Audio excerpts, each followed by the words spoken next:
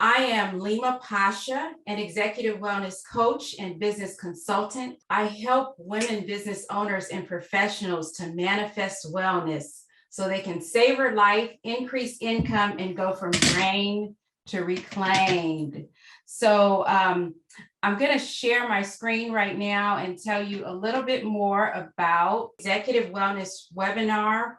We are connecting and collaborating and unmasking the secrets to your well-being as a woman in leadership. You will explore some practical tips that you can apply right away and continue for a lifetime. So that's one of the things that I'm all about is practical application. If anyone knows me, I don't like to just, sit idly by and just listen to something that is not going to be applicable. I know sometimes you can put things into practice later on down the road, but the sooner you start, the sooner it begins to imprint. Today, the objectives are going to be to teach you to manifest your well-being, transform leadership communication, minimize burnout, and elevate your leadership through mindfulness. Manifesting wellness is a state of well-being experienced through a journey.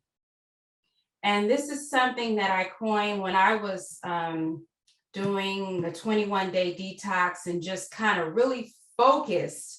I was able to sit down and write most of my book. And what came to me as the pillars of manifesting wellness were gratitude, visualization, community, mindfulness, wound wellness, and aligning your peace, power, and purpose. So those are the principles that I help clients achieve in their efforts to manifest wellness. These are some things that I toiled with when I was experiencing challenges with wound wellness, such as fibroids. And the gratitude number one is what really catapults us to help us have a great day, to just think about everything that you're grateful for before you even jump out of bed, before you answer your phone, your text messages, before you have any fleeting thoughts. Just think about what you're grateful for. And that helps you get up on the right side of the bed. I know for me, it makes such a huge difference. If I get up and look at my cell phone and text messages, and if it's something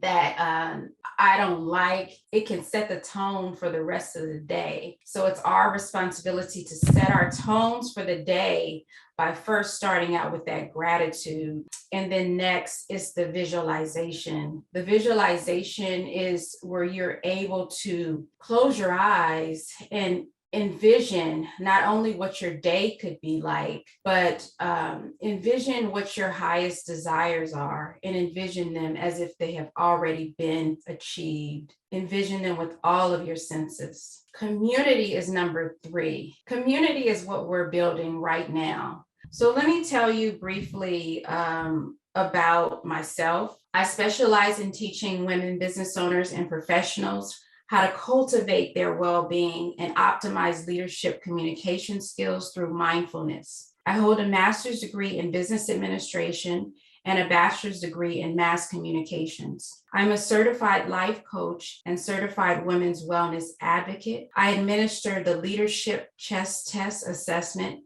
and teach mindfulness to support personal and organizational development. Over the past 2 decades, I have been leading communications campaigns for billion-dollar high-profile projects for both the public and private sector organizations. And now my mission is to build a community of women who are empowered to manifest wellness, sustain business and professional experiences that support their vitality and promote conductivity.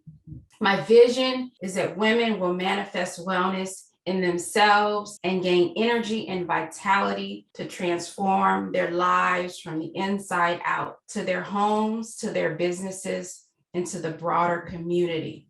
So, emotional intelligence, that's real. That's something that we studied in my master's program in business administration about emotional intelligence. And it combines with mindfulness. So that's something that we can tap into, our emotional intelligence. And as women, especially African American women, we are very emotionally intelligent. To me, the core of it is being intuitive, but to make that emotion and intuition intelligent is to be able to know how, or to learn how to channel it in a positive way and understand. Okay.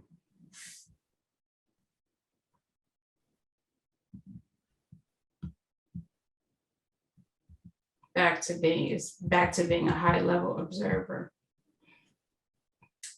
which allows you to be in a high performance, enthusiasm, confidence, and tenacity, and optimism.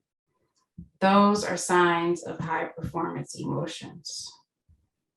That's what we want.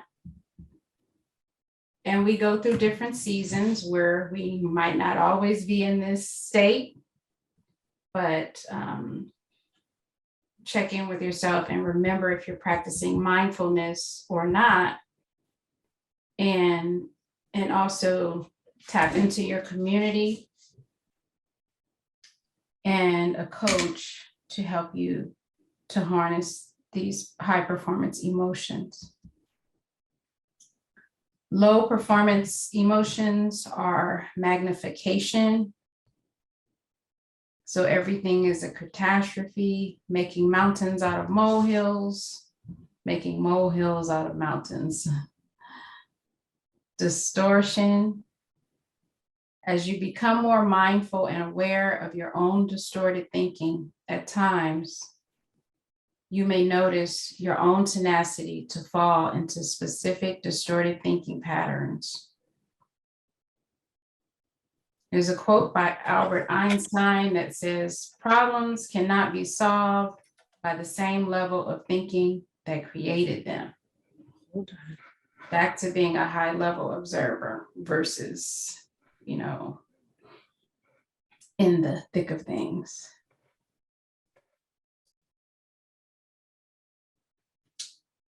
Doing mode, goal oriented, dangerous, it's dangerous to be too much in doing mode, and you can't always be in being mode either. So another way of thinking of the two primary modes of cognition is emotional and logical. The doing mode is goal-oriented, engages. I was thinking about this the other day. It's like sometimes I notice either, planning for something or complaining about something. And mindfulness tries to help us get out of that cycle. Like, okay, I'm not always planning for the next thing, and I'm not always complaining about what is. Abraham Hicks talks about, it's something about, I want to say the joyful anticipation, but that's my thing. I haven't talked about that yet. I can preface it in that way, but she prefaces it a different way. She talks about how when you're seeking something, you have to be in a spirit of, looking forward to it in a positive way. And so that's one of the secrets to manifestation. Joyful anticipation helps you achieve things versus anxious apprehension. Anxious apprehension can really close out those pathways to creativity